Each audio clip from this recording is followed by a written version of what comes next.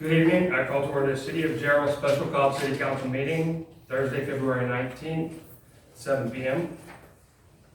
First item on the agenda is a roll call. We do have one member absent, but I think she's supposed to be arriving here in 30 or 45 minutes. Okay, we will now have an invocation of pledge of allegiance led by me.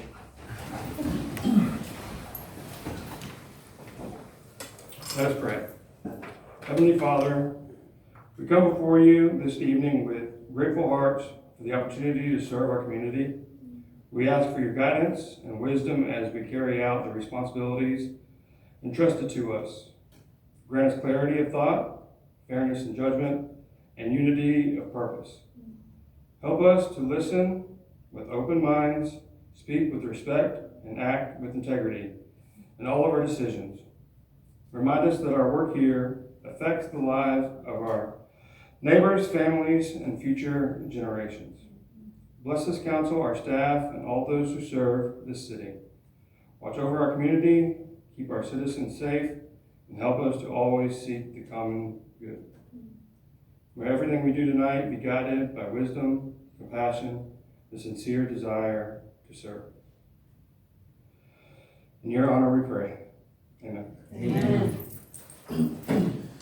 I pledge allegiance to the flag of the United States of America and to the republic for which it stands, one nation under God, indivisible, with liberty and justice for all.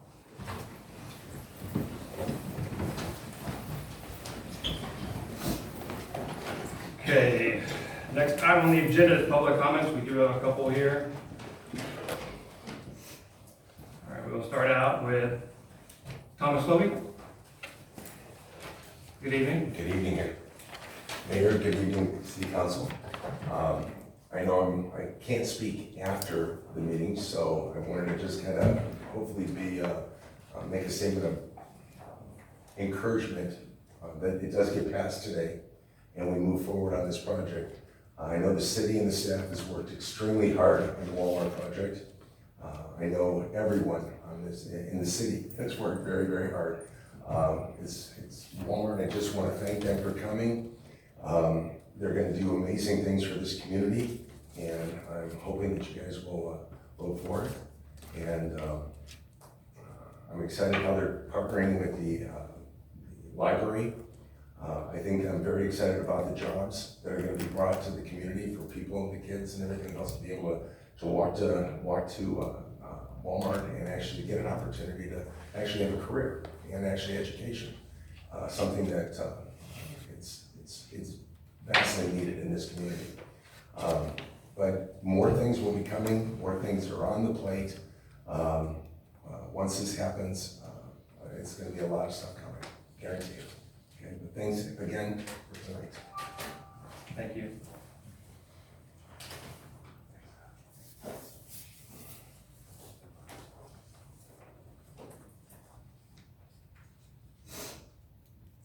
Okay. Next is Rusty Bryson. Good evening. Good evening.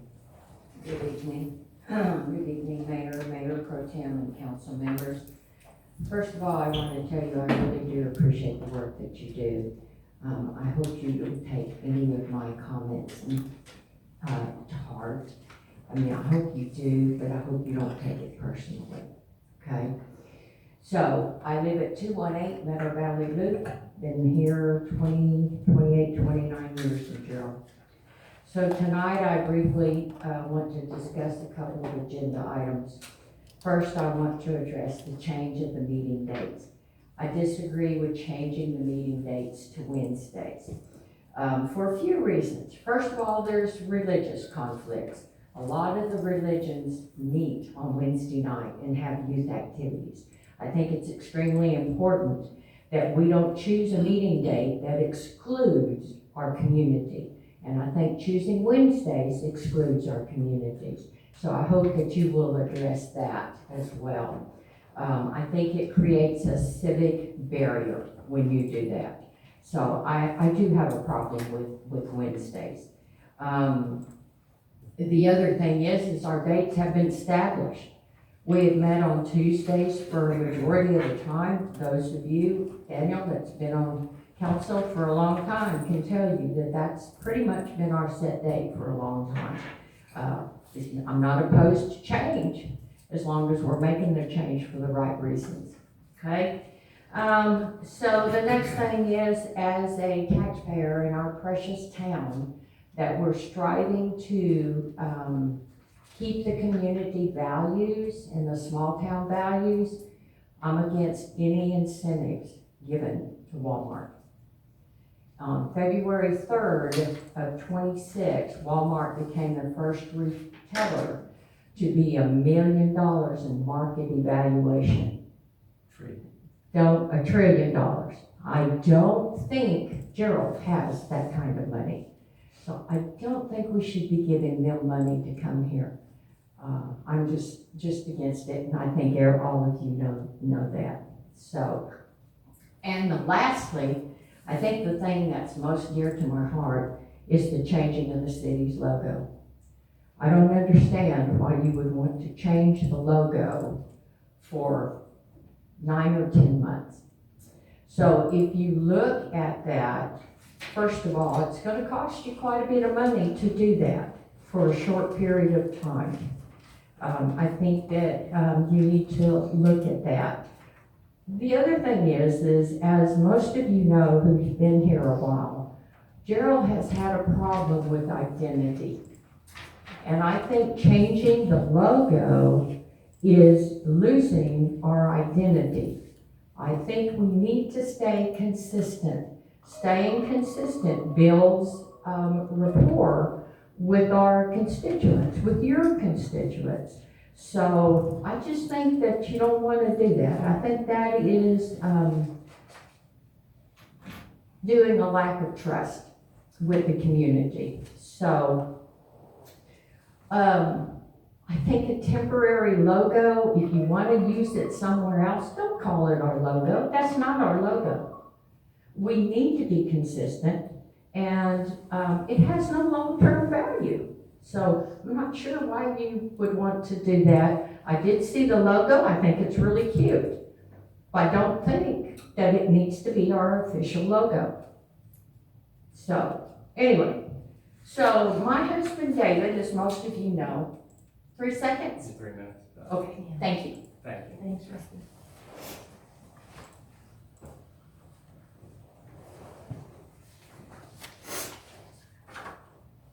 Okay, next is Abigail Brown.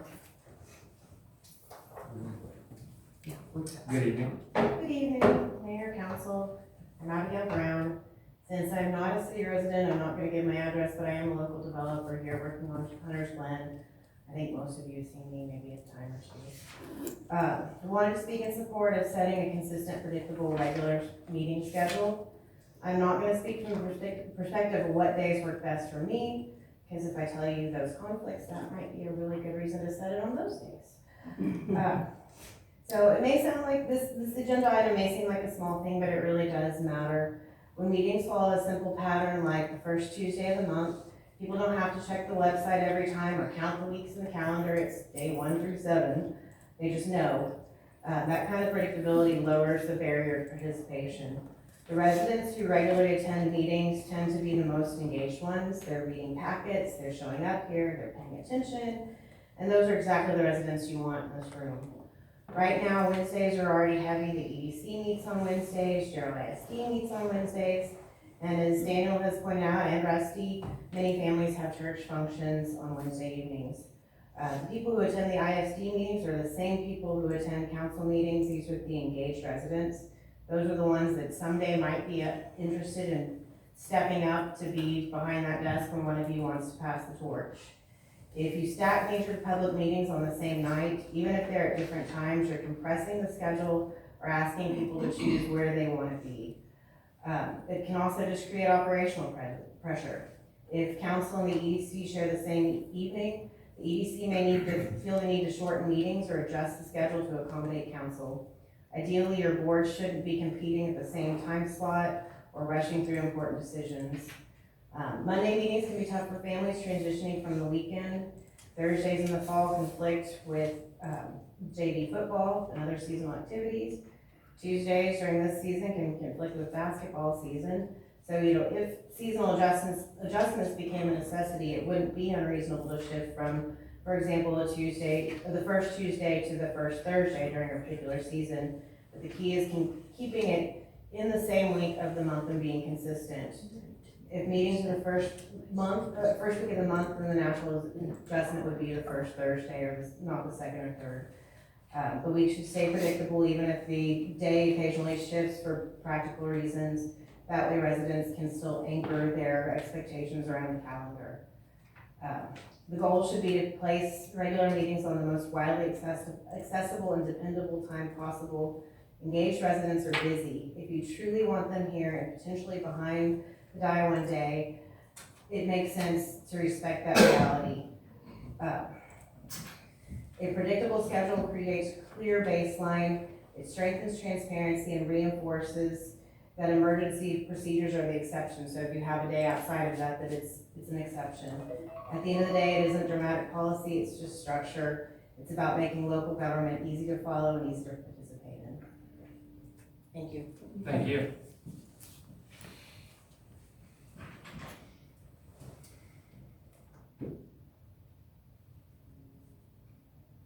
Okay, next item on our agenda is regular agenda items.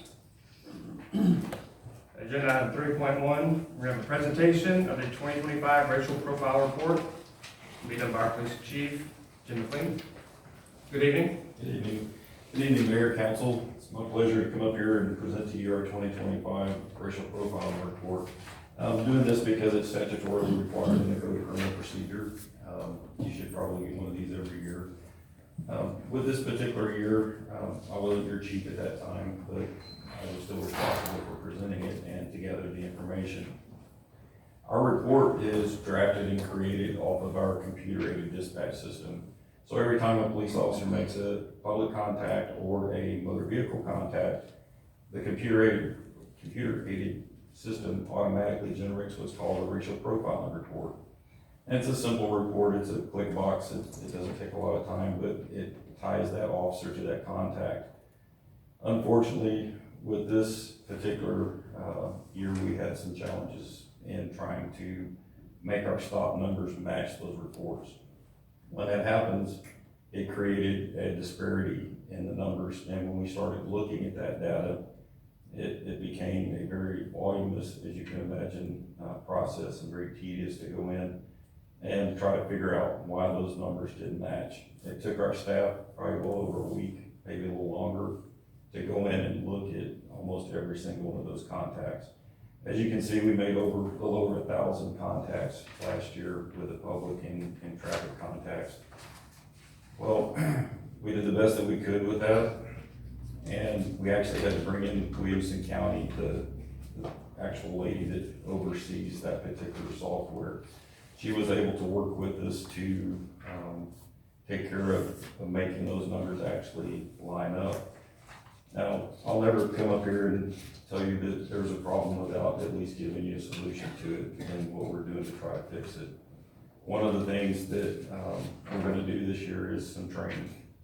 Our officers, with our CAD system, if we lose connectivity with the internet and it's during that traffic contact, there's times that report will not be generated. So we're gonna have to work on the officers paying attention to those contacts and making sure that report is generated the way that it's supposed to be. We're gonna have some training. We have to implement a sense of accountability for the officers to understand how important this data is to us in our community.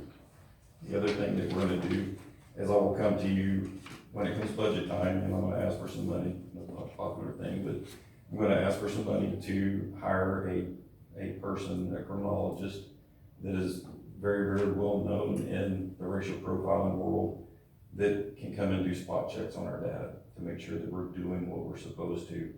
He shows up out of the blue, he will basically look at some of our citations, he'll pull a sample section, he'll look at those reports and make sure that the data actually lines up the way it's supposed to. With that also, we had officers that did not report for one reason or another, those reports or fill them out the way that they were supposed to. There was irregularities in the way that they cleared, because you have to put how you cleared that stop.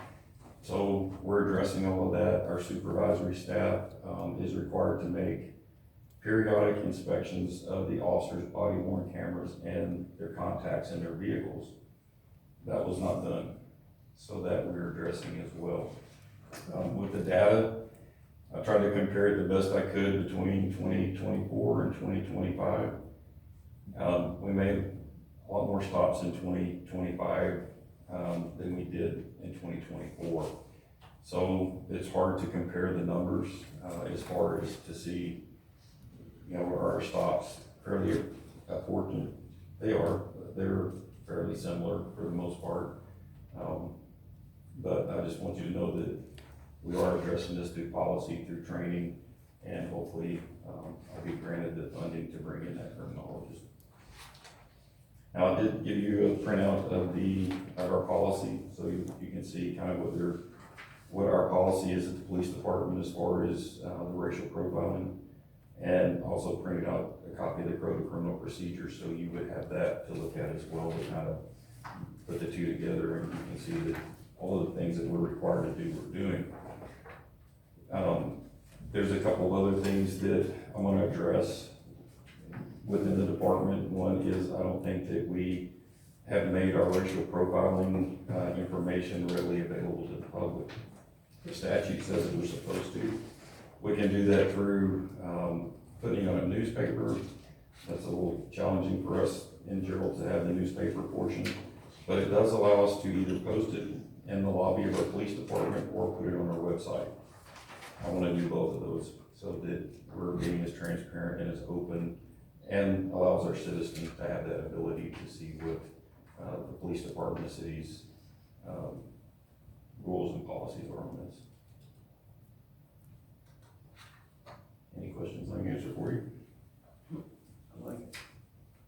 All right, well, thank you. Thank you. Appreciate you.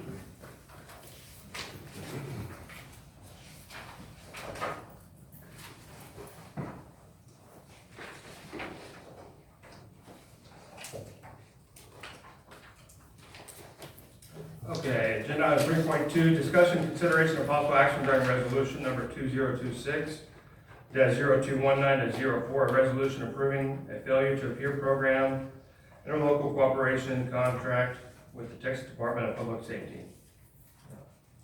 Okay, per a notice received from DPS, we have to approve, the council needs to approve another interlocal cooperation contract for the city of Gerald. To continue participation in the DPS failure to appear program. We use that for municipal court, when somebody doesn't pay for their citations. We go in and we enter in their driver's license number, and it puts a hold on their driver's license number. And when they try to renew their driver's license, it has a hold on it, so they're told to contact the court to make payments. There's no charge to the city. The defendant actually pays $10, and the state gets $6, and we get to keep $4 of it.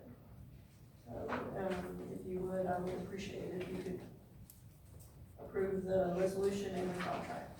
If you have any questions.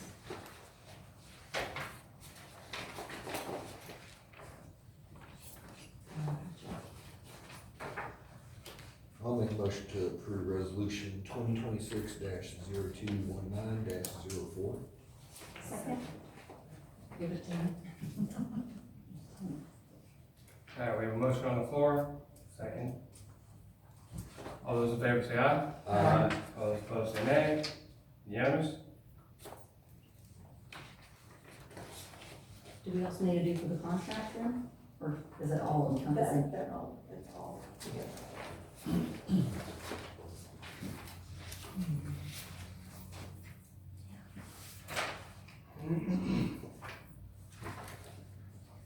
Okay, moving on, agenda item 3.3, discussion, consideration, of possible action regarding a Chapter 380 economic incentive and performance agreement between the city and Walmart Real Estate Business Trust.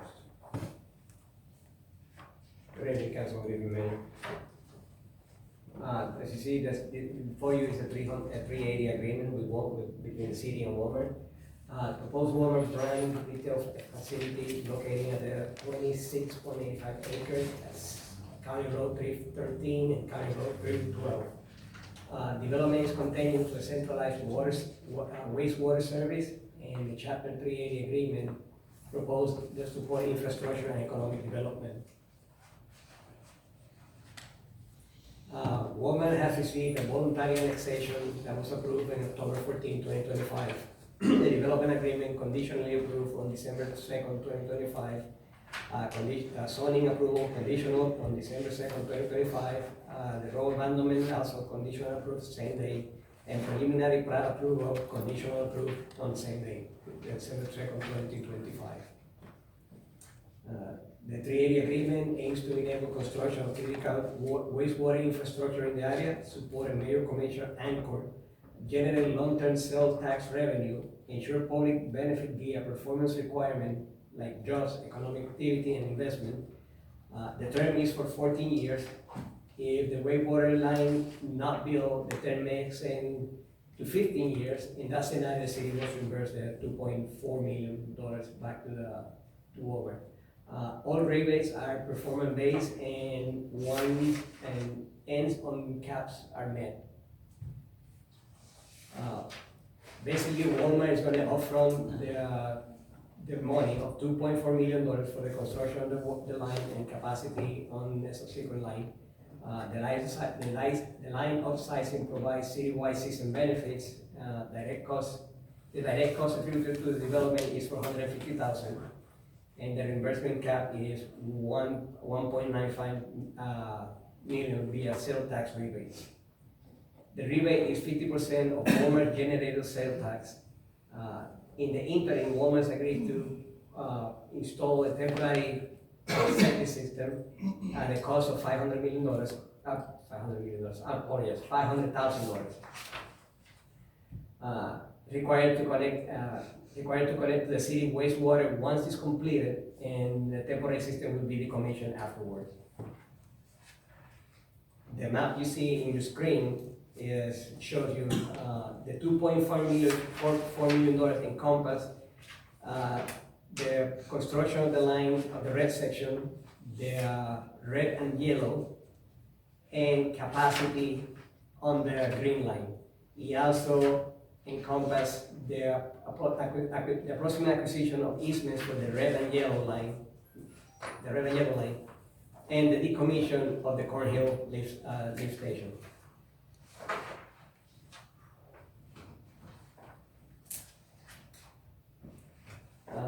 Community benefit, estimated present expense for the infrastructure investment is $2.4 million.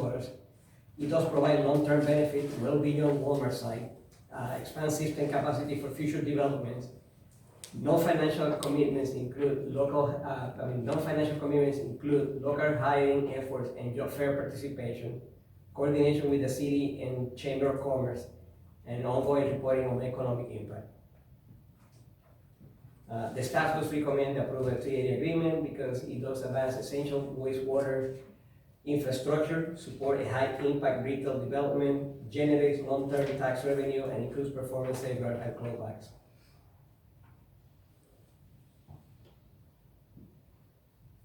Why do we have to give a $1 trillion company economic development incentives? Basically, the only portion that we are required by law to charge them is the proportional cost to development, which is $198,000. The line will be dedicated to the city. We will give a better position to negotiate with future businesses and bring more tax revenues to the city.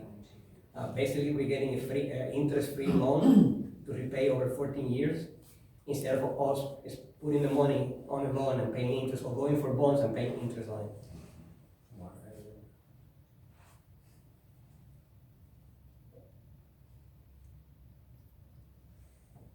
Basically, they're on CCN, we have to provide the wastewater, and for that, we need to construct a wastewater plant.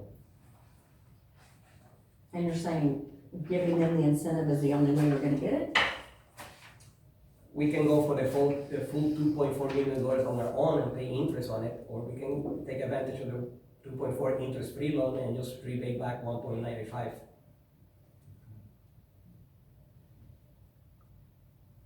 At no interest. Added. It says that after 15 years, then we'd have to pay back the whole 2.4 million. What is the average timeline of this project? Okay, that comes into play if we don't build the line, and they gave us 7 years to build the line. Staff is confident that worst case scenario, we're talking about 3 years. We're mostly sure that we can do that in less than 3 years. So why do we have it in there? I mean, 15 years, if we think we can do it in 3 years, was that? Because the repayment of the loan, the repayment of the abatement is for 14 years. All right, I'm gonna correct you, it's And that's actually what I'm saying. 12, the term, it's 12. 12. It went back to 12? Yes. Correction, okay, sorry. Wasn't that in our revised, you said it was It's changed to 12. This 14? morning, I sent it over to this morning with it, that reflects a total of 12 years. It should be the copy that was handed out to you on the notice. The staff is confident that it won't take 12 years, we'll probably do it We probably do it quicker. It's It's just in there. Design should take about 6 months, construction probably 12 to 18 months at the most. And then decommissioning of that existing lift station on the Cornwall Business Park. correct. How long is it gonna take to get easement rights from We, landowners? so we're actually just waiting for these contracts to be, considered by city council, and then once I have an answer on those tomorrow, I'm going to let the easement acquisition company know that we've already contracted with to proceed. What average, what time? Um, Worst case scenario average, how's that? So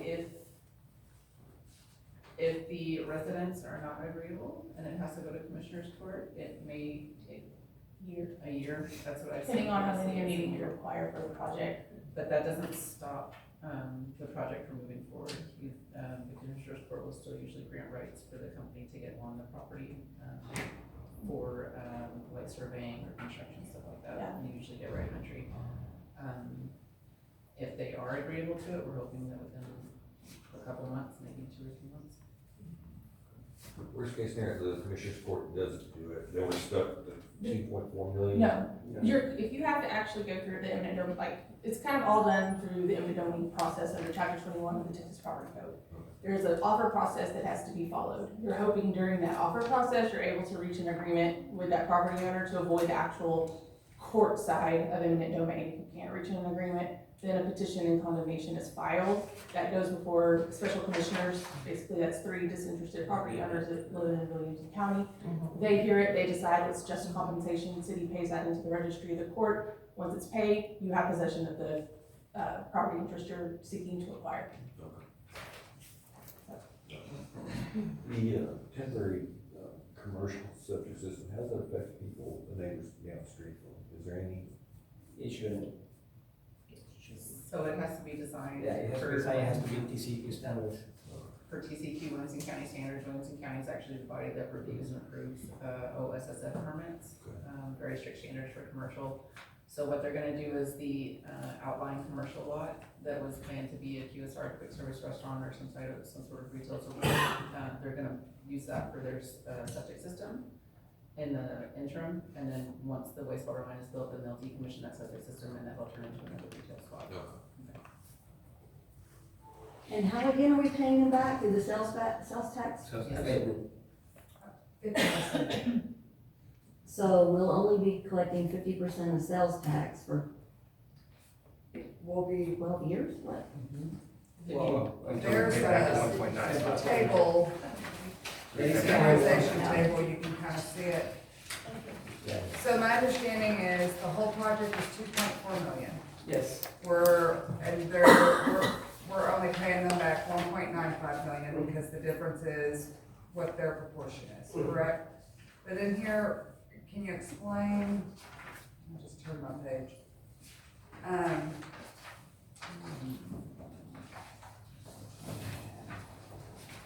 The impact fees that we're contributing. okay, when Walmart came into the table negotiating initially, they were willing to pay the actual proportional capacity for 66 LUEs, that came to 198,000, and they were seeking complete waive of the impact fees.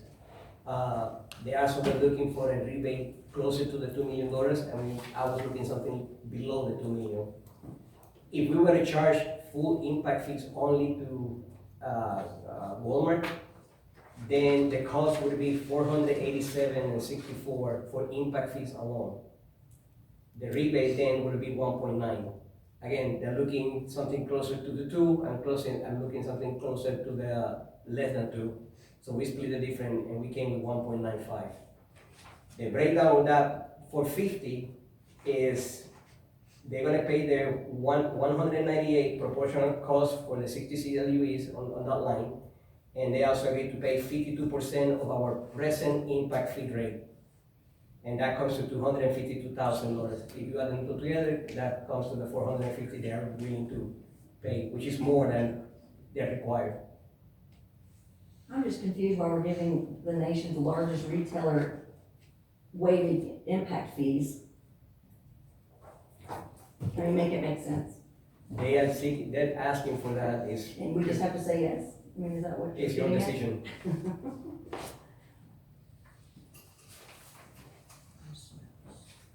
And what percentage of this type are they going to be using? What portion? It's about 8.25% of the total capacity. Yeah, right around 8% Yeah. of that capacity in that restaurant. So, and the whole thing costs what? And approximately $2.4 million.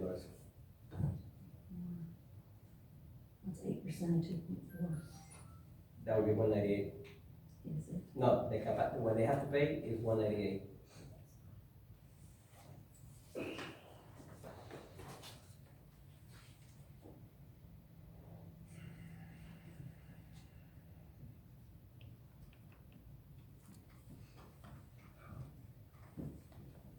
The proportional cost is 1.5 of the total capacity of the line, which comes out to 198.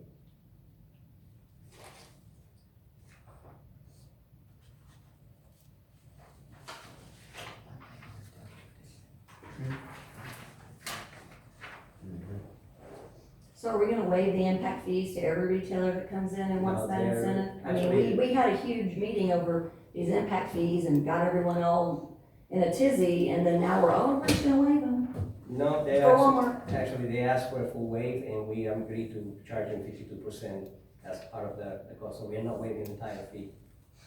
But they can afford to pay the whole fee. And just bringing to the table what's this cost. So it works. It's here or there, right? We could rebate them more in sales taxes, or we can rebate them half the impact fees. So the total capacity of that line, should be, what, 800 LUEs? 800 LUEs. Yeah. That we'll be able to charge an impact fee for. Walmart's using 66 or so. So we'll make some more down the line. Right. And so it's hard to sit here and argue to make Walmart pay for the entire line whenever That makes sense. we're gonna be able to build out, that whole area with that capacity. There's gonna be some more costs beyond the 2.4. Pretty sure we have to upgrade a lift station and do certain stuff, but I think all of that's been calculated in for what we're gonna be able to charge for the total 800 LUEs and our impact fee.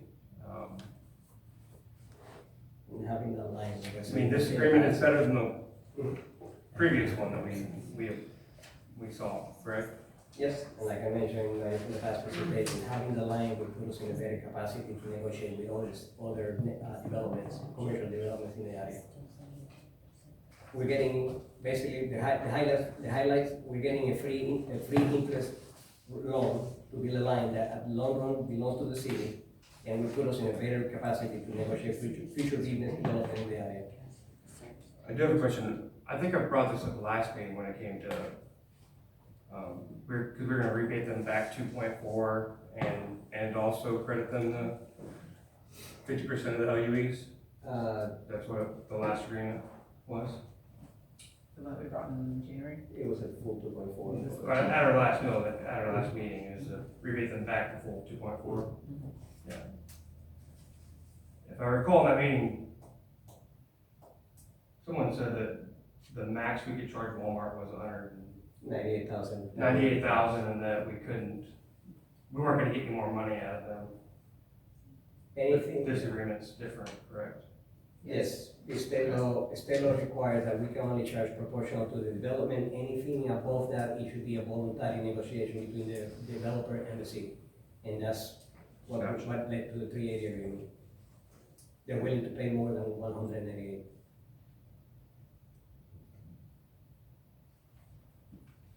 Well, interest-free loan for it. Positive. I mean, typically how we do the developments is we pay for upsizing on certain stuff. So whatever Walmart's cost would be to build that line independently for their own needs.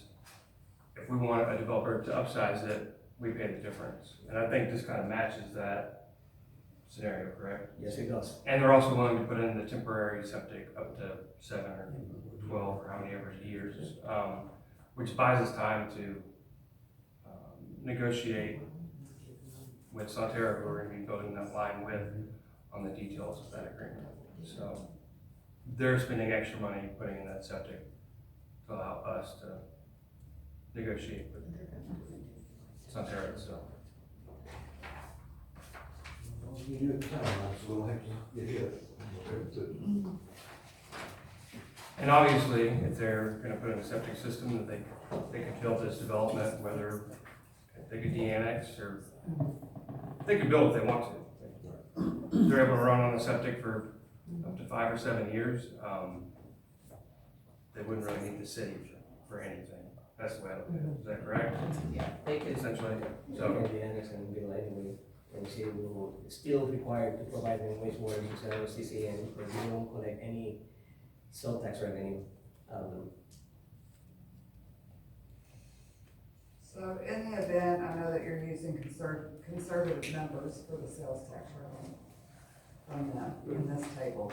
But in the event, say that Walmart isn't producing as much as they say that they're gonna produce, and that we're pulling back these figures that are in this amortization table, what happens at the end of this agreement? Are we gonna have a lump sum, or are we gonna renegotiate those? An terms? email that I received from Walmart this week, and correct me if I'm wrong, it says that if we reach that term, we will bring it back to the table for future discussions.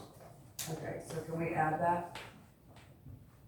That we'll renegotiate if needed I don't see a problem, I mean, for the remainder of what needs to be owed, that there won't be a lump sum. if Can we we add that on and the that we just agreement? continue on with an amortization table if needed. okay, they agreed to add that to the line, so before it gets signed, I'll make sure that it's on added. So the motion's gonna have to be approval with the addition. Yes, with additional.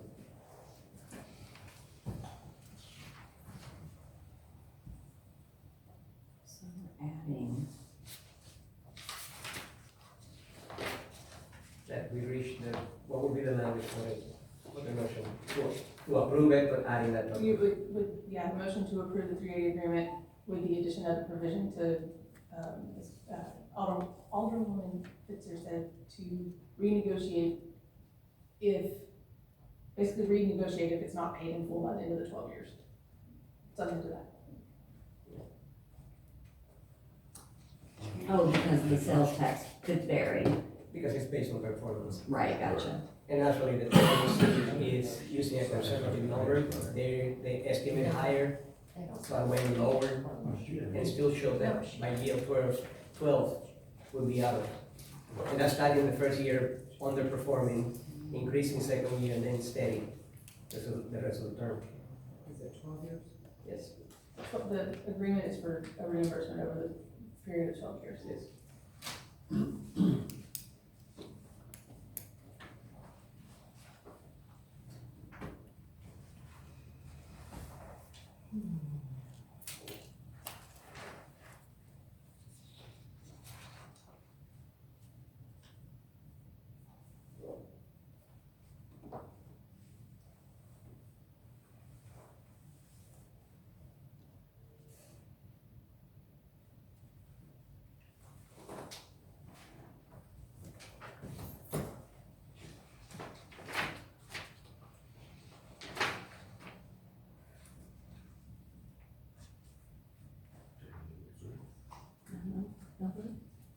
Move to approve the terms of the Chapter 380 agreement with Walmart Real Estate Business Trust and authorize the mayor to finalize, approve, and execute the Chapter 380 agreement with the addition to renegotiate, to extend the amortization table if not paid in full at the end of 12 years. Second. Okay, we have a motion on the floor and a second. Any further discussion? All those in favor say aye. Aye. All those opposed say nay. Unanimous?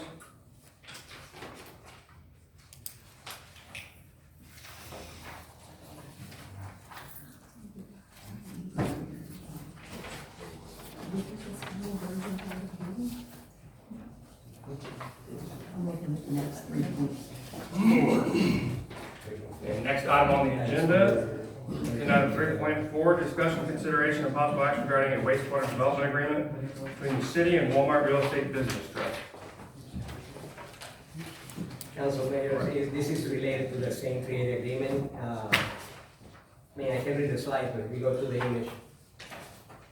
Pretty much the same, so we go to the image. This is for the construction of the red line yellow, and the acquisition of easement for that line. It's part of the $2.4 million, and it's part of the agreement to make the in conjunction with the 380 for service Walmart. The city will enter into the acquisition of design. Walmart will upfront the $2.4 million. The city will then seek the design, bidding, easement acquisition for that line, the construction, and Walmart, after it's built, Walmart is committed to connect to the line, decommission the septic tank, and the lift station accordingly.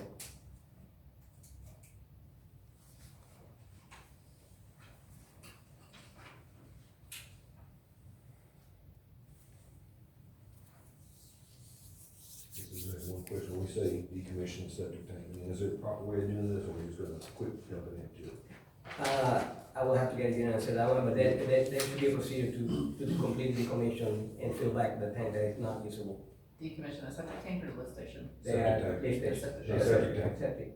Okay, so they would have to go through the permitting process with Williamson County, like get a septic designer to say this is how we're gonna decommission it, where all appurtenances. So it's not just abandoned, forgotten about? No, because they're gonna put it under. Raises ugly, it's. Because they're gonna put those up. That'll be redeveloped into the QSR or retail center, so they're gonna be the business code there eventually. And then the same with the lift station, we have to get an engineer to design the decommissioning of that, to reroute the flow from that lift station back into that gravity line down into Willow Street. Okay. I was thinking time cap.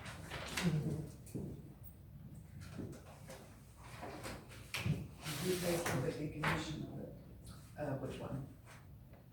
If it's the decommission of the septic tank, that's their private property, they're responsible for that fee. If it's the decommissioning of the lift station, then that's already built into that $2.4 million from the engineering estimate.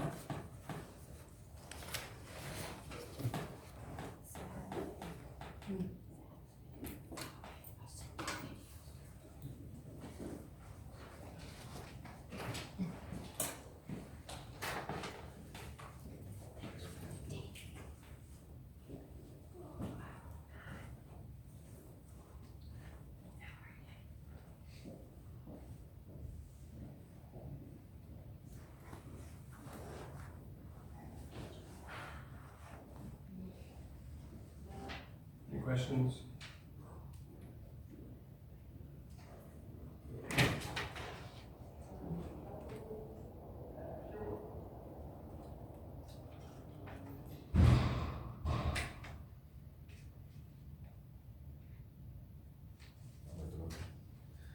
I move to approve the wastewater development agreement between the city of Gerald and the Walmart Real Estate Business Trust and authorize the mayor to finalize, approve, and execute the agreement. Second. We have a motion on the floor and a second. No further discussion. All those in favor say aye. Aye. All opposed say nay. It was unanimous. All right, agenda item 3.5, discussion, consideration, and possible action regarding resolution number 2026 -0219-01, a resolution, the city of Gerald, Texas, establishing the date, time, and place for regular city council meetings beginning in 2026, providing for special emergency meeting procedures and establishing notification requirement pursuant to Texas Local Government Code, Chapter 551. Okay. Mayor, Council, we brought this item before you at the past meeting, and this is a correction to it. The council is being asked to consider a proposed change in regular council meeting schedule to the fourth Wednesday of each month beginning March 2026. This item is presented to council for discussion and direction to determine whether option of a revised meeting schedule best support council members' ability, operational consistency, and compliance with Texas Open Meeting Act. The historical in Building of Records on October 16, 2001, it was determined that the third Tuesday of each month would be the council meetings. There was a revision on January 15, and it was changed to the fourth Tuesday of each month. On October 2nd, 2023, it was changed to the first Tuesday of each month. February 4, 2025, we changed to do twice a month, first and third Tuesday of each month. And on June 3rd, 2025, we went back to the first Tuesday of each month. If you look at ordinance, still say 2001, but that's the historical we have on record. The proposed schedule under consideration will establish a regular council meeting to the fourth Wednesday of each month, effective March 2026. Meeting time and location will remain the same, City Hall at 7 o'clock. The legal requirements, any changes to regular meetings schedule must comply with the Texas Government Code, Chapter 551, Open Meetings Act.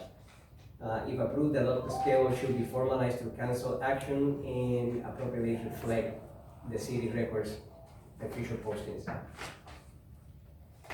So is that the only day that we're all available? I sent an email to everybody, and that was the day that was most concerned with everybody. When's the school board meeting? It's Wednesday, what, Yesterday. so it's the, third Wednesday?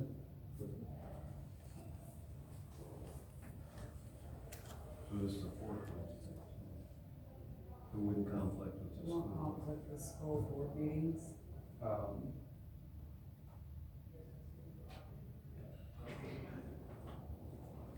So I think it's mainly working around your schedule. Do Tuesdays don't work at all? Well, Tuesdays during basketball won't work. I mean, Going forward,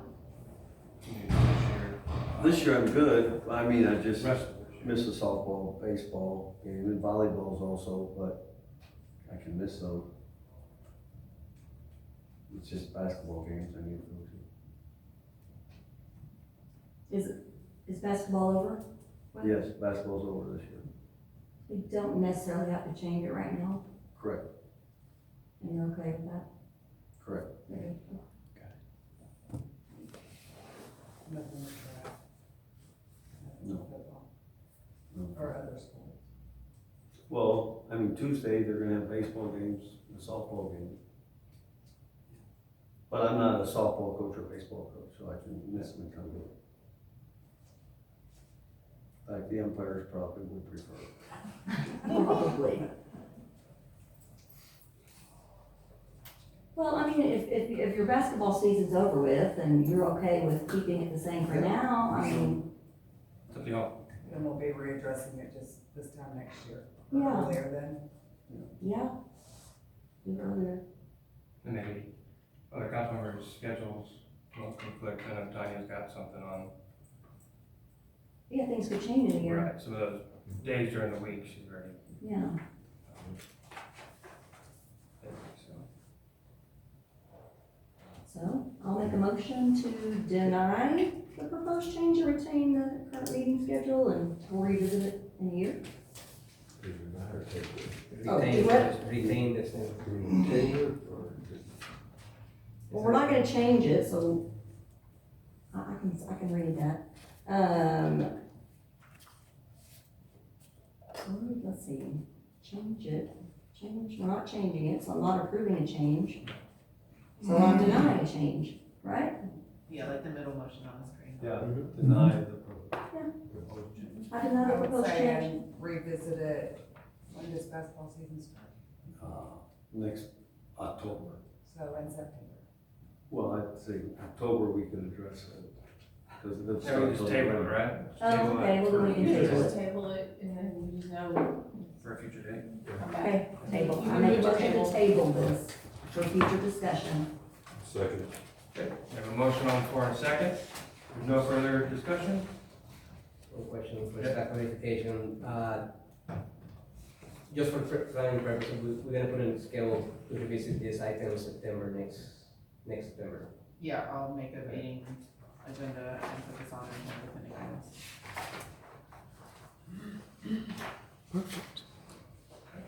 All right, still a motion on the floor and a second. No further discussion? All those in favor say aye. Aye. All those opposed say nay. Unanimous?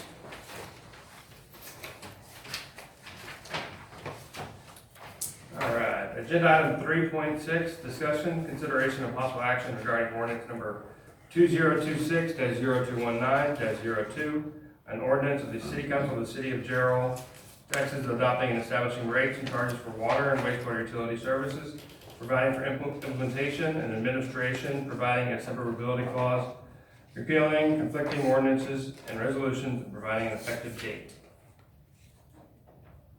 Council Mayor, this is regarding ordinance 2026, 0219, 02 adopted, updated water and wastewater utility rates.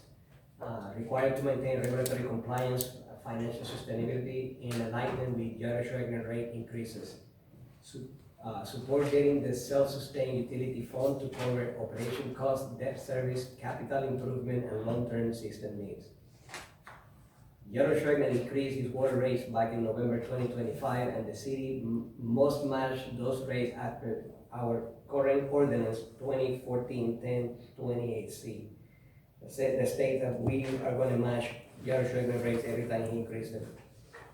Operating and maintenance costs continue to rise across both utilities. Wastewater fund requires adjustment and maintains stability and reserve levels. The rate study was presented by New Gen Strategy Solution, identifying timing and the need for both rate and impact fee adjustments.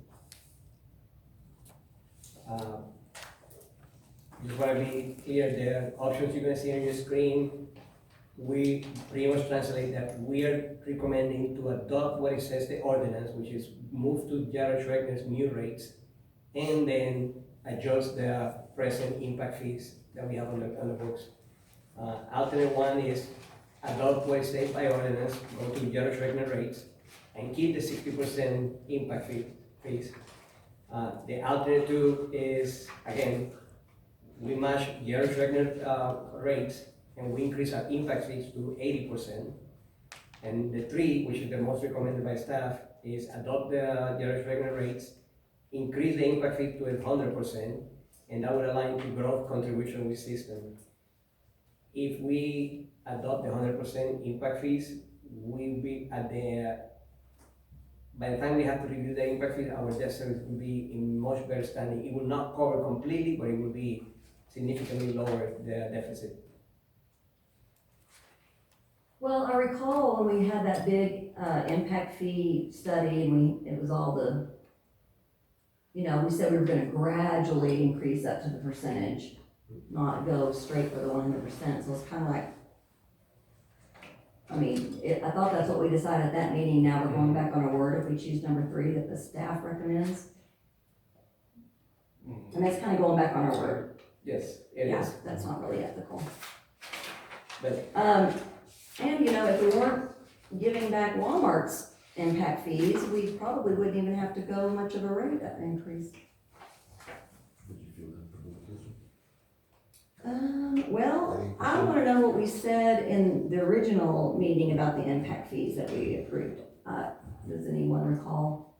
What you said about what? The original, when we had the meeting on the impact fees and we did vote on, I thought we voted on gradual increase. You voted on 60% of the maximum allowable rate, and then that we would revisit it, but we didn't put specific parameters into that. Okay. So just 1 year later, we're gonna jump to 100.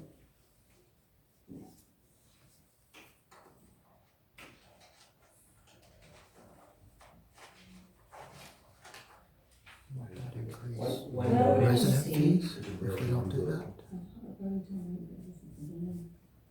80%, I mean, that's more gradual than going from 60 to 100, but we've already. Yeah, we've got the impact fees at 60% right now. And they're following updating. You said if we go to 100%, that it's not gonna cover all of what we need to make up. What percentage is it gonna cover? no, we will have to revisit, We in, have to reassess the impact Correct. fees in 3 years. No, what I'm asking is, you said that it would make up what we need to cover as far as our debt. What percentage of our debt will we be covering if we go to 100%? okay, right now, we're looking for 2030, $3 million. If we go to 100%, we're dropping that $1 million out of that debt service. So from 3 million down to 1 million? To 2, so we're dropping 1 million off the debt service if we go 100%. And if we go 80%? Then we're dropping approximate, I would say, 600,000.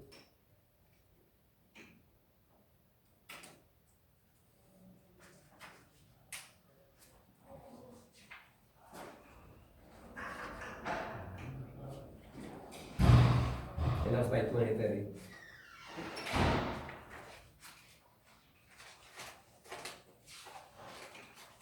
If we increase our impact fees to 100%, how does that impact growth? I mean, does that start stagnating or slowing down or anything? Any ideas? So far, the impact fees are lower in the area, even if we go to 100%. We might see a slowdown on the development. I don't think it will be a complete stop, but it also might work in advantage, allowing us more time to seek more resource of water. Can you remind me what our current impact fees are? 60% for wastewater is 7,380.40, and for water, if you give me a second, I will find the picture again.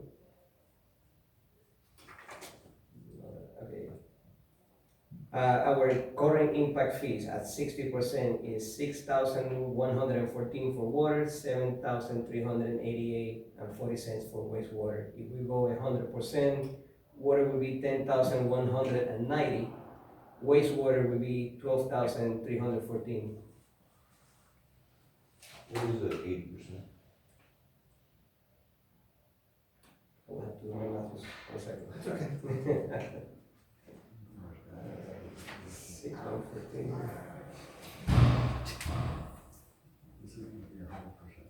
So are we voting on? If we go 80% water, if we That's not go. the impact fee. That's just the rate. Actually, you got that one over. To match. 10,190. Sorry. This, the impact fees are what we charge the developer. Water will go up to 8,150, and wastewater will go to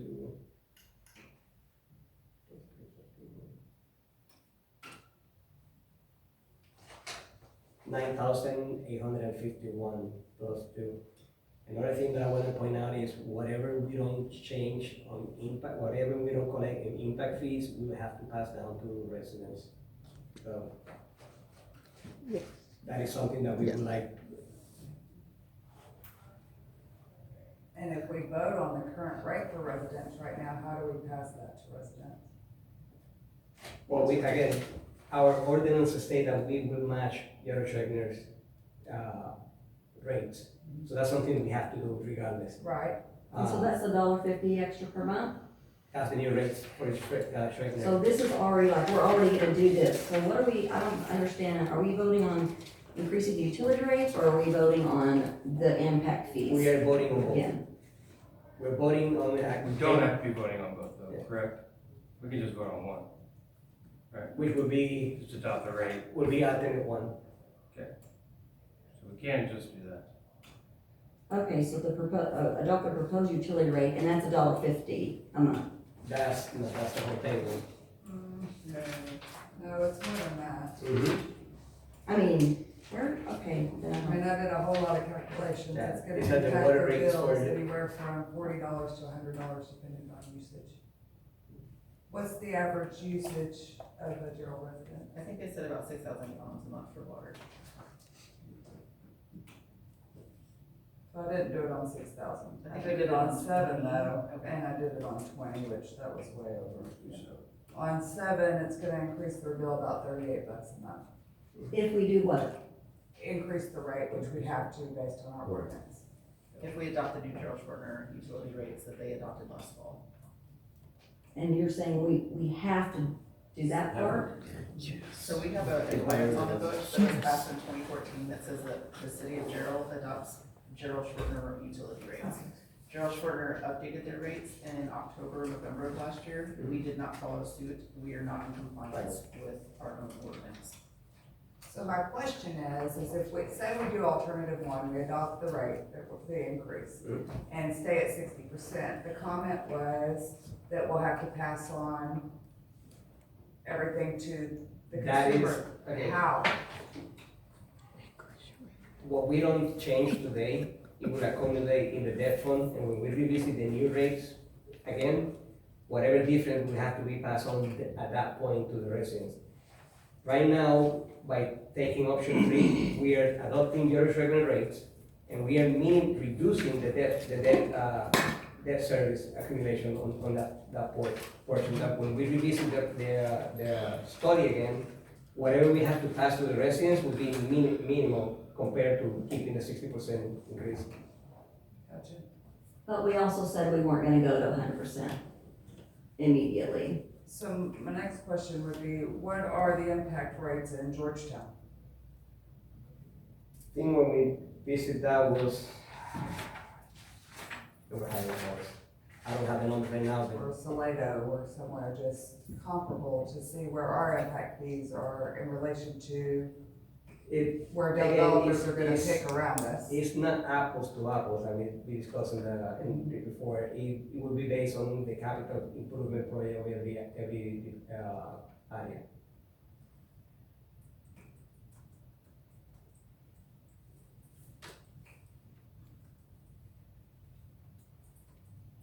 I wish I had my paper from that impact fee meeting. Were you on yet?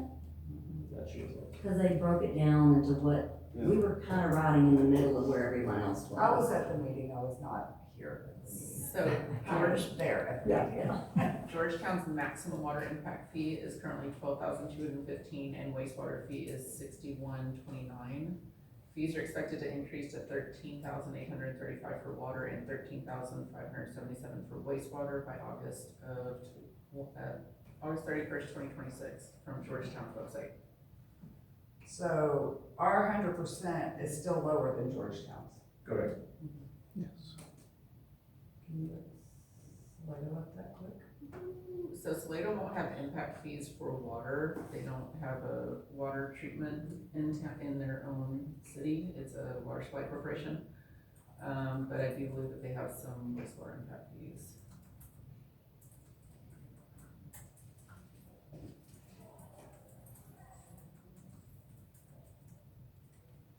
And you don't think it'll slow development? You heard that was the big point Yeah. in that meeting.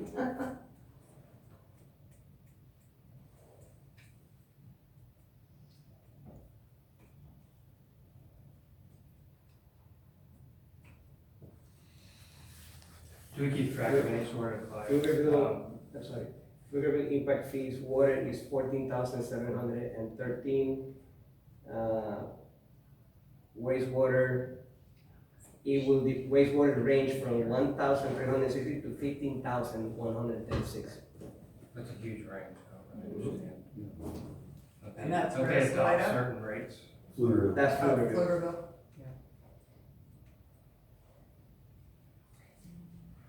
And I'm sure those impact fees will be increased since they brought 22 MGD of water from Colorado River, so that was a huge capital improvement in that area.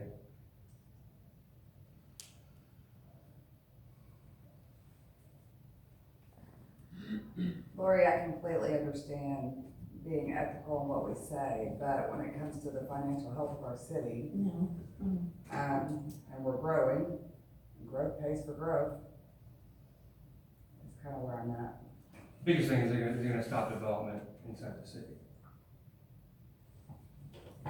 Because there's a developer that develops around here that has locked in rates that at least we've guaranteed them $2,000 and $3,000 for, For life, 1,250 for life. I mean, Unbelievable. so that's what the developers inside our city are gonna be competing with. Or at least for a couple thousand LUEs, in the near future, so. We can adopt the maximum rate, but if it kills development inside the city, then whatever projections we have on what we're gonna bring in from 100% rate is kind of pointless. It's kind of hard to project 10 years out. That's why we're trying to phase in 60, 80, and then 100. So just jumping to 100% in my mind is kind of completely going back on what we decided a couple of months ago. That's what I was If we're saying. gonna flip-flop so much, Right. I mean, Well, when will we see the new impact fees? When will they, Like, when did you start collecting them? Yeah. Or, so they won't be collected until a final plat is filed after those fees have been, approved. So the fees that we approved last August, if there's a final plat that has been filed with the county since that time, those fees will be assessed at that rate. So if you were to adopt a new impact fee rate within the next 60 days, you wouldn't start collecting that fee until a final plat, well, actually not even when the final plat is filed. So when the final plat is filed, that's when we assess the fees. You don't actually collect them until a building permit is issued for a lot within that plat. do we know how many thousands of houses, could potentially be built on our old fee structure? How many development agreements have we signed? Like what's outstanding there that the city, is on the hook for? Thousands? I would say that there's probably at least 2 significant developments that were locked in on impact fees. Why don't we do what we Plus, said? and plus just whatever take it? agreement with Sonterra, Plus, yeah. so we're looking at, Why don't we do what we said? We're gonna 4,000? increase them slowly and go up to 8. well, increasing slowly. When did we adopt those fees? Like 3 months ago? Bring that along. We adopted them in August. yeah, so that we, It's been about 6 months. I would like to see some sort of numbers on development growth over the So time period. Do we know, did it affect growth, did it not? Has growth slowed down? Is it picked I mean, up? growth slowed down anyways in 2025 just due to the economy, so I don't know that you could really compare that just to adoption of the impact fees within the city. What I would ask is that if we plan on staying on the same timeline, that if we could just get guidance from city council to pursue adoption up to 80 in October, because we do have to create a new impact fee committee. It can no longer be the planning and zoning commission. So we have to open up applications for that. We have to do at least 60-day notice before any hearing on impact fees now per state law. So this is gonna take a couple months for us to get through anyways. So you don't have to say that we want to adopt 80 now. But if you do alternative 2, then you could say that increase impact fees no sooner than, say, like October 1st of 2026, and then start the process to do that, with creating a new committee, getting the public hearing dates out, legally advertising. If that's the route that you want to. If you want to stay with 60, then you just stay with alternative 1. Gotcha. And if you stay with alternative 1, when can you revisit it? When do you revisit to do that increase? Anytime. Anytime. At your discretion. Yeah. No, I would like to see numbers of difference in revenue generated since we adopted that? Have we collected? No, we have not, because we haven't had any final plats that have been filed and also building permits issued. Gotcha. Okay. So we could have went up to 100% back then and still collected the same amount. Maybe we revisit it once we start collecting new fees. If we're not collecting anything on new developments, then we could be at 10,000% and but collecting $0 from it is kind of pointless in my mind. The only concern now is if developers hear this, there may be a mad dash to get plats in to lock in that lower rate before we do anything. Well, it'll take till October That's- anyway, if we go up to 8. That's also a monetary cost to them. If they don't have infrastructure installed and they get that final plat filed, they have to bond 100% of that cost. So streets, water, wastewater, so it's kind of, you know, Okay. which one it's gonna be, you know. So if we went with one, we're adopting the rate increases, and that's these tables here, the water rates. Correct. And you did the math, and roughly on 6,000, it was $34 a gallon, 30. On 7,000, it was. 38. On 20,000, it's, which, I don't know how much people use. but, Yeah. It was about $100. Yeah, On 9,000.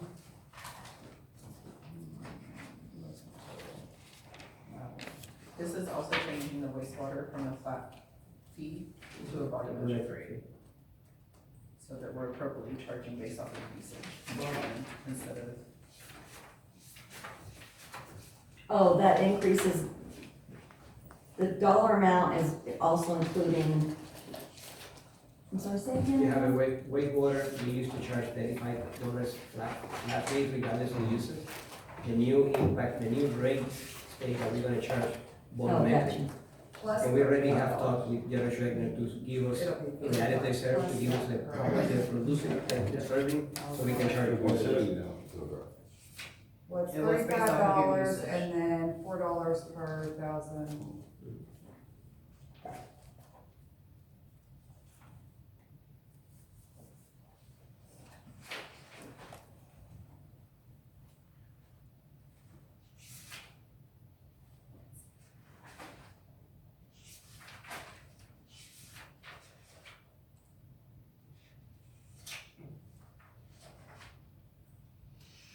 When do you expect that we'll start seeing the impact fees hit? You know, that's a new direction thinking of, but.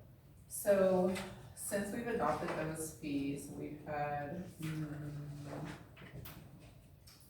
2 or 3 final plats filed. One of them already had an agreement in that they were locked in at certain impact fees. The other one, transitioned from a residential type use to a commercial type use, so we actually decreased the number of residential lots that are on there. I anticipate that they will start breaking ground on infrastructure probably within the next 5 to 6 months, and then final plat within maybe another 6 months after that. So that would probably be the soonest one that we would see, for impact fees, is within 10 months to a year. Like the soonest that we would see those new impact fees collected. So we could technically adopt alternative 1 for now and revisit this in August to October. August would be the year mark, but you need information of what the plan would be for October. Yes, correct? ma'am. So in the interim, we're going to work on creating that new committee, since we can't use the Planning and Zoning Commission anymore. But we need at least 60 days notice to put in the newspaper to residents before any public hearing can be done on impact fees. So can we revisit that in August at the year mark? And that gives 60 days before October? And we don't plan on probably seeing any of these come through anyway, so it's. So revisit in August. Yes.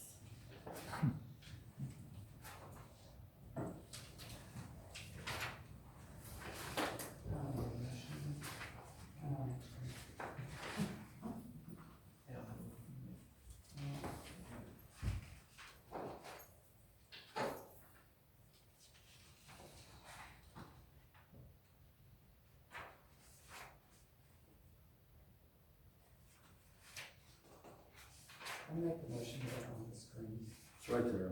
I can't see it. Screen went out? Yeah, it went down again. I move to approve ordinance number 2026-021902 as read in the caption by the mayor, and for staff to proceed with alternative 1 and revisit in August. Revisit impact fees. Revisit impact fees in August. Second. Okay, we have a motion on the floor and a second. There's no further discussion. All those in favor say aye. Aye. All those opposed say nay. All right, unanimous. Okay, moving on. Agenda item 3.7, discussion, consideration, of possible action regarding resolution number 2026-0219-03, a resolution of the City Council of the City of Gerald, Texas, adopting a 25th anniversary logo to commemorate the city's incorporation in 2001, authorizing the city to use the logo for official purposes throughout 2026, providing an effective date. Mayor and Council, good evening. Staff has prepared 3 different concepts for a 25th anniversary logo. So this would be from 2001 to now, since we've been incorporated as a city. Just kind of a commemorative logo, so not a permanent change to the logo. All the current logos that we have in place, that we use on all our letterheads and everything would stay in place. This would be something that we could add to like email signatures and then just like promote it on the website. So we have concept 1, which has like celebrating 25 years. And then it says the dates that were incorporated until now, and then a place to be more, that's our slogan. And then concept 2 is the kind of generic City of Gerald seal, and then with 25th anniversary on it. And then concept 3 is gonna be 25th anniversary, kind of more of a farmland city mix, and then City of Gerald, a place to be more, and then the years. We're open to any guidance or direction that y'all have on this. If y'all have any questions, we're open to that too. How much does that cost? So it'll be about $450 total. For any of those 3? Yeah, for any of those 3. Go ahead. Just to be clear, we're not replacing our logo, we're just gonna use this as a little add-on here, there, and there. We're going to retain our official logo on all official documentation, so. Correct. Where all will we see this? So probably on the website, probably Facebook, probably on our email signatures, and then, We might use it for like special events. Yeah, For like a Christmas promotional. event, get us a special banner blown up that has that specific logo on it. I mean,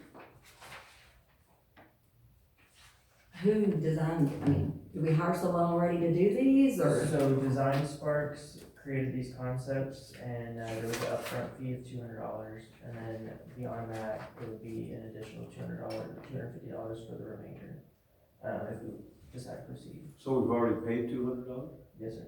Without even asking if we wanted to do it? That was on me. We had started talking about this with staff last year. It kind of fell to the wayside. We did talk to another committee member, and they recommended that we should look into the 25th anniversary logo. I proceeded with emailing the gentleman, the design part, and asked him for a quote and some mock-ups. So now it only costs us $200. Yeah, $250. Well, 50% there already, so. I would have kind of liked to see a quote before we even spend a dime, honestly. And we're only gonna use it for 10 more months. That's kind of expensive.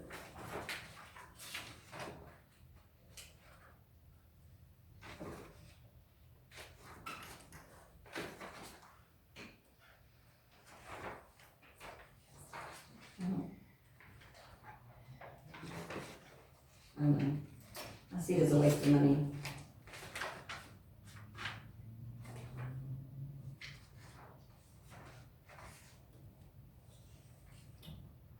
What do you think? That's all right. We should have talked about this last year, got the, I don't know, I feel like we should have seen the estimate before we paid any money to have something mocked up. So the balance is 200 and what? $250. And it cost us $450 to get that City of Gerald with the same J inside. If you opt for that one.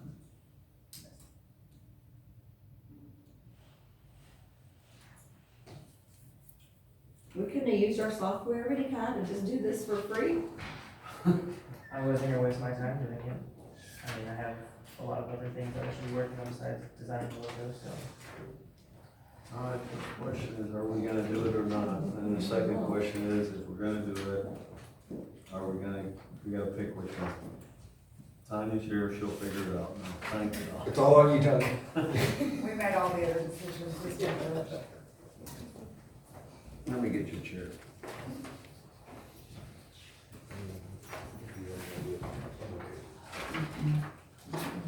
Just update you on that. We're talking about these logos. We've already paid $200. It's another $250 if you wanna pick one. If you don't wanna pick one, then we're off $250, but we still pay $200. Yeah. I don't know. We should have been asked prior to spending $200. What budget line item does this come under? This will come out of the general fund. I can just reload it.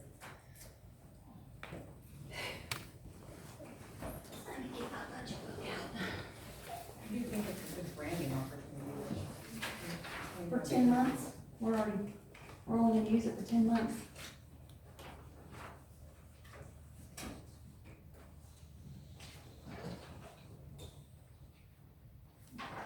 Are we voting on it? Well, we're discussing it now.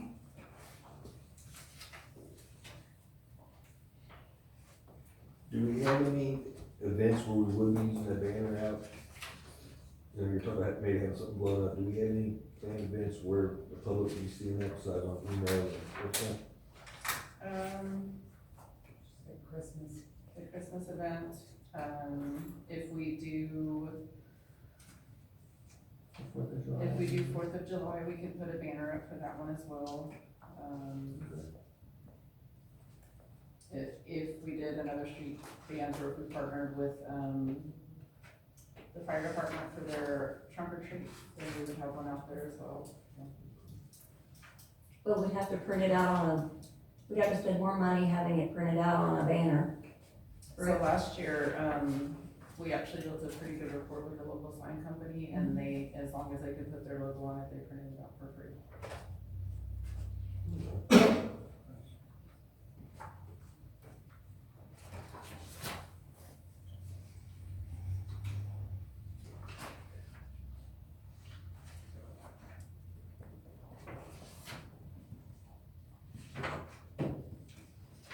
We use this as a year mark instead of just an anniversary.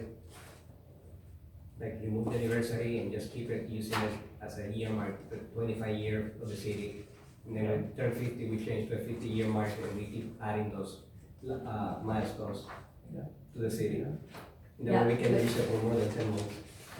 Well, yeah, but like paying more to the company to change it every year? No. Or every Right now, what we anniversary? do is when we come back with whatever you decide, we remove the word anniversary and we make that like a landmark added to our existing logo.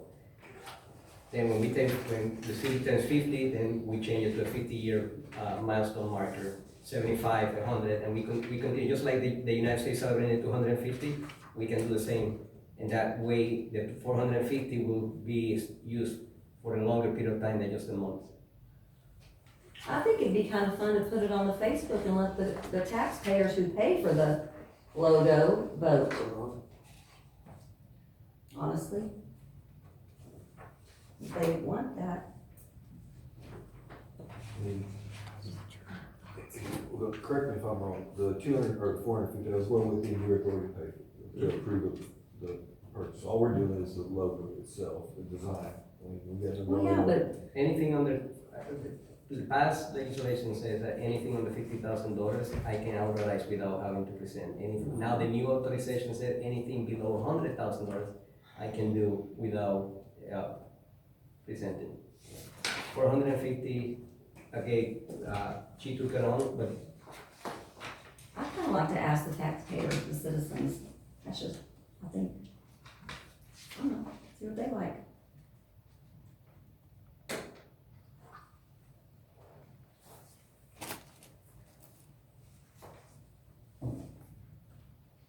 Thoughts? Anyone? Thoughts? If we do that, then we would be delaying it another month, and I know that you had concerns about only being able to use it for 10 months out of the year. If we did that, then we're potentially looking at another month delay, or even further.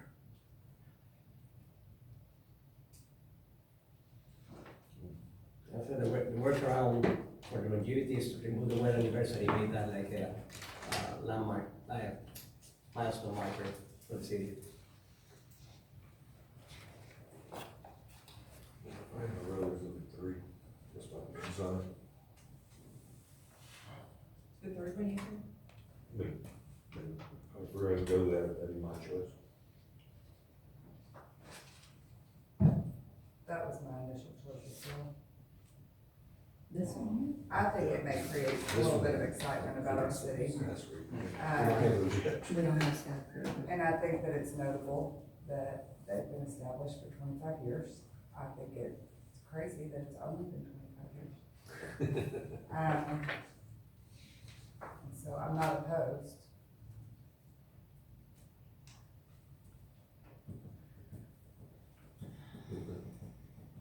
I mean, that's a pretty one. It looks more like our city with the farmland and.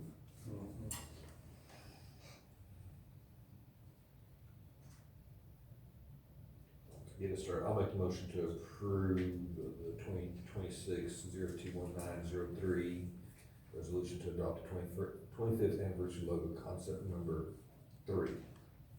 Second. Okay, we have a motion on the floor and a second.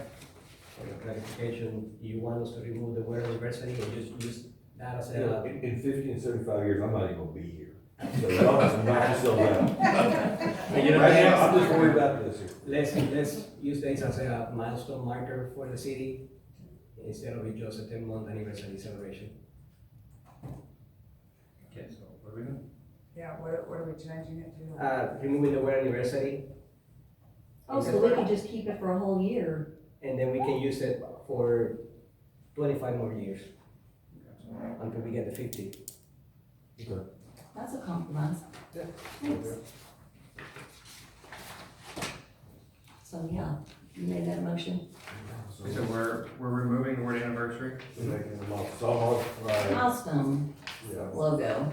modify my, motion to include the removal of the word anniversary, and make it a milestone logo. Okay, we have a motion on the floor and a second. No further discussion? All those in favor say aye. Aye. All those opposed say nay. Unanimous. You guys have the. Yes.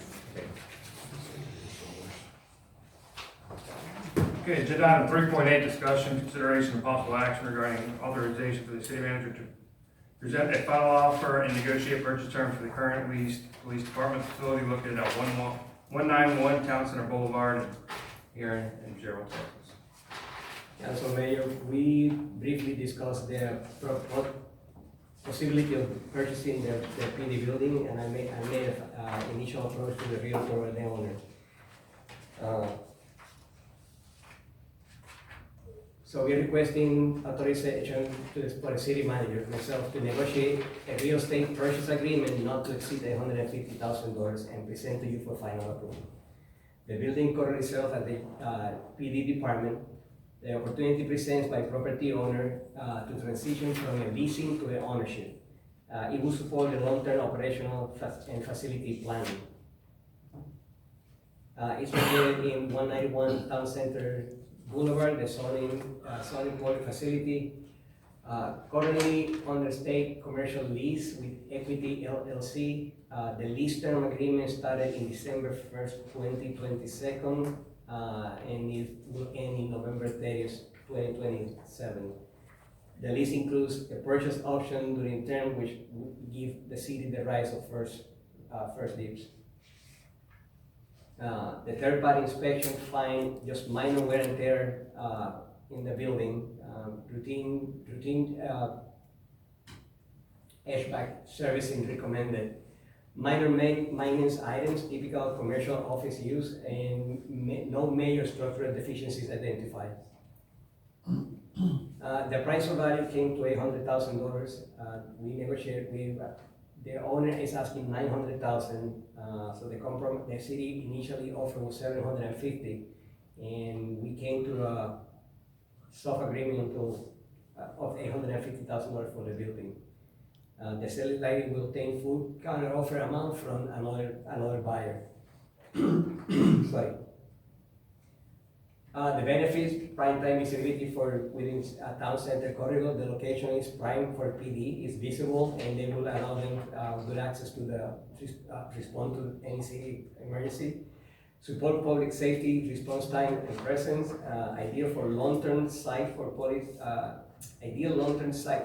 department operations, and alternative city-owned parcel offer lower visibility and slower response time. What that means is the city has some properties that own, but the location is not ideal for the police department. Either they're not visible or they will delay any response. About the long-term site for the police department, I want to clarify, the PD department will require a bigger site later on as they grow. This will give us time to acquire the proper site for them. Also, when we decide to expand the city hall, that will give us another building that we can move some of the staff there as we expand the city hall. Ownership enables future flexibility, like I mentioned, after PD facility is built. Free city hall for intended use, like expansion of the council chambers, I mentioned that, core operations, public meetings, EDC and PNC, and utility customer billing services.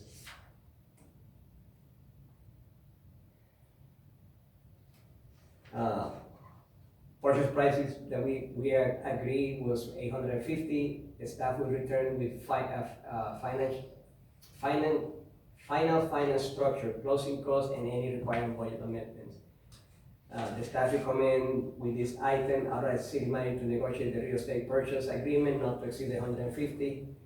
Things that I would like to add, we have been paying that building since 2022. We have paid the taxes. We also invest money in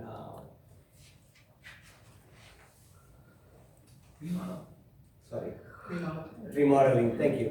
In remodeling the building for PD, so we have some invested money already in it.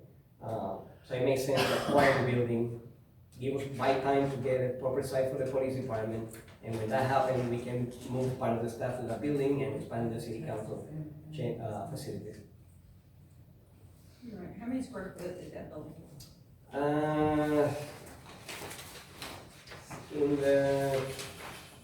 I thought it said 32. I read that wrong.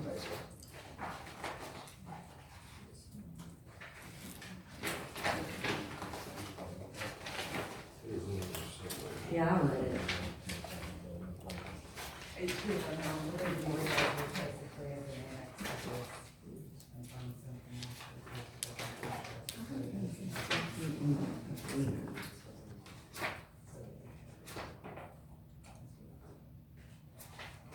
I don't have the number of Oh, I read it in the, no, we need to go. 1900. 1900.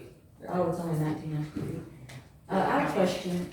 So where are you getting the money to pay for it? Well, we have finance check, we have the money on our funds, it's part of the bond project. When we receive the bonds, it's accounted for it in that bond. We also can go and request a loan for the bank. And also we can use some of the present facilities that we own, land that we own. If we don't have a use for it, we can flip that property and pay off the loan. And, I mean, the lease isn't up till November of 2027, so what's the hurry? 2027 is around the corner. And Right, I mean, 21 months. we are gonna feed the PD after that. They have to move up. I get that, I'm saying, why now do we have to buy it? We have that much more on our lease, they're not, he has to honor the lease till 27, Correct. right? So why now? That's what I'm asking. We have the first offer and just approach the city. Okay, but there's no need to jump and spend 50,000 over appraisal value, 850,000, and then turn around and spend, I don't know how much on building another building for PD. I'd like to see some comparison. When we expand the city hall, we're gonna have to move staff somewhere. Right, but is that in the budget somewhere? I mean, or is that anytime soon? I mean, The expansion of the city hall, no, it's not in this budget. right. And this money isn't anywhere in the budget either, This is, it is accounted when we get the bonds, but but not in the budget we Which approved. bonds are those? they're ones that we're gonna present in, March.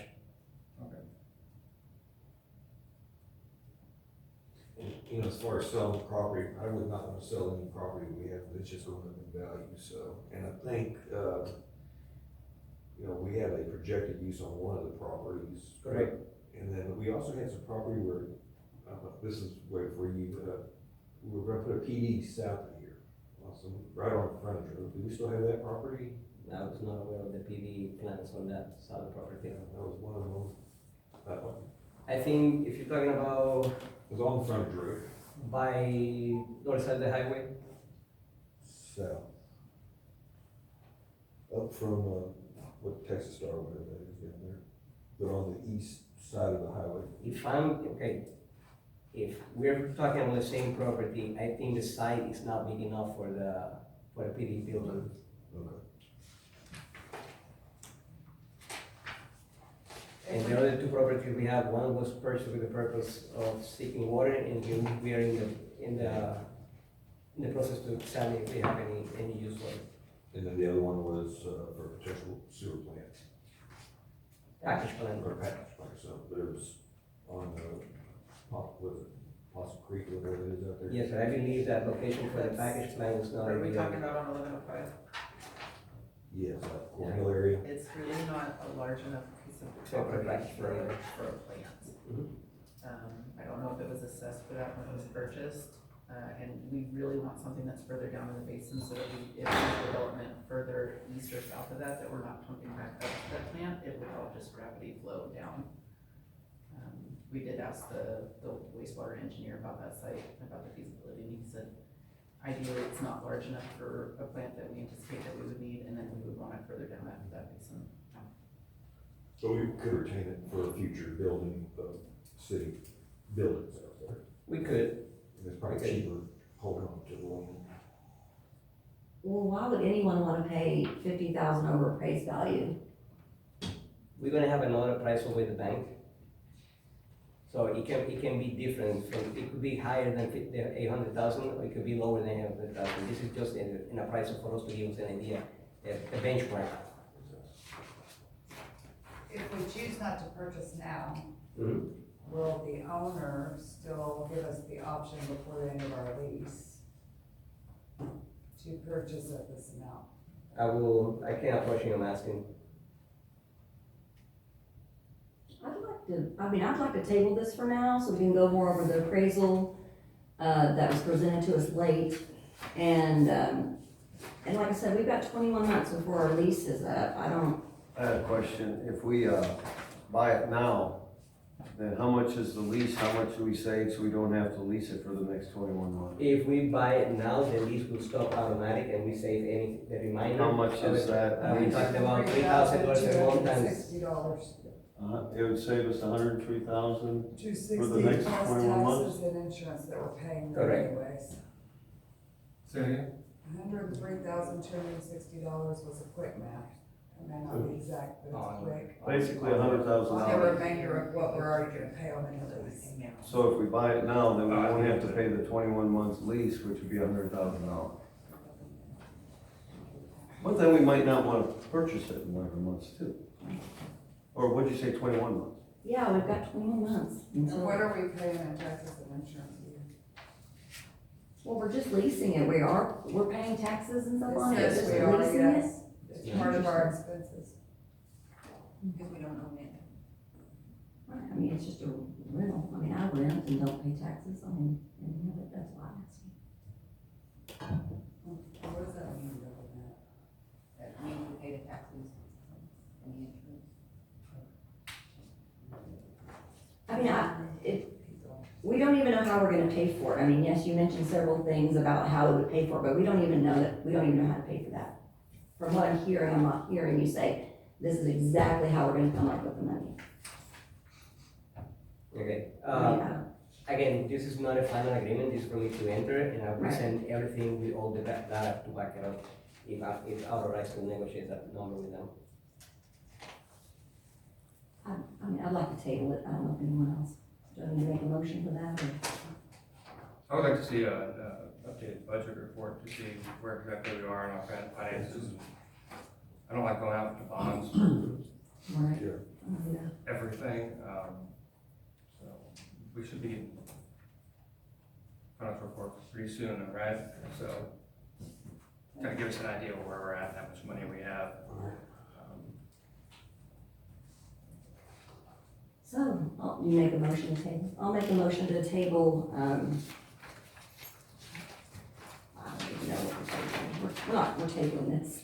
To table item 3.8. Oh, yeah, to table item 3.8, to just, give us time to go over the appraisal and I'll see comparisons and see where it lands in the budget and all.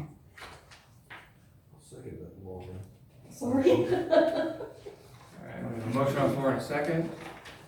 No further discussion. All those in favor say aye. Aye. All those opposed say nay. Unanimous. Agenda item 3.9, discussion, consideration, and possible action regarding the establishment of procedures for appointing members to an advisory and recommending boards and commissions. Thank you, sir. This item is for discussion and consideration of a procedure to, just guide staff on how to appoint, or how city council can appoint members to advisory boards and commissions in the future. When I started here, I learned that historically, I believe, for both planning and zoning commission and the EDC, interviews would be conducted in executive session, which is appropriate for EDC, is not appropriate for planning and zoning commission. Any discussion of planning and zoning commission members should occur in a public forum setting, so out here in open forum setting. The difference between those two boards and commissions, EDC is not an advisory board, they're a self-sustaining board, they operate independently of city council, and they also manage funds. Planning and zoning commission is an advisory board, they make a recommendation to city council, and then city council makes a final decision. We did reference some local government code items in your packet stating where TNL guidance does state that any discussion of advisory board recommending body commissions should happen in open forum. So we just wanted to kind of get some guidance from city council on how to do this moving forward, just for consistency. So, yeah, Texas Local Government Code, Chapter 551, closed session is allowed for appointment, employment, evaluation, discipline, or dismissal of a public officer or employee. Planning and Zoning Commission does not count as a public officer. The exception is advisory committees do not qualify for closed session deliberation. We did poll some of the other cities in the region, and I can give you some guidance on what we did in the previous city that I worked at. We would receive applications, they'd be forwarded to city council, and then council deliberates and appoints in open session. That type of procedure would establish a formal and consistent appointment process between any advisory committee. So if we are, like I discussed, we're gonna have to do impact fee committee again, that would establish a procedure for appointing members to that committee. If we had an events committee, if you had like a downtown master or a downtown plan committee, those committees as well, it would establish a procedure for appointing members to those. It would maintain compliance with the Texas Open Meetings Act and use a resolution to formalize the procedure. Also improve transparency and clarity for the applicants and the public. We are available for questions should you have any. So, we would just openly interview them here? I mean, they come up to the podium and we'd ask them questions as part of their interview? You could.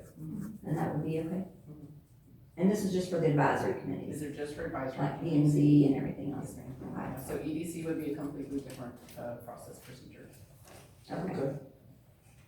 Okay. You won't break any rules. Yeah, I mean, that makes sense. I'll make the motion to adopt resolution 2026-0219-04. Second. All right, we have a motion on the floor and a second. No further discussion. All those in favor say aye. Aye. All those opposed say nay. Unanimous? Okay, agenda item 4, we're adjourning to closed session, executive session. 4.1, closed executive session pursuant to Texas Government Code Section 551.074 to deliberate the appointment, employment, evaluation, reassignment, duties, discipline, or dismissal of a public officer or employee with City Manager Jorge Hernandez. Review. Meeting is now adjourned at 8:46 p.m. Gerald City Council is now back in session at 10:29 p.m.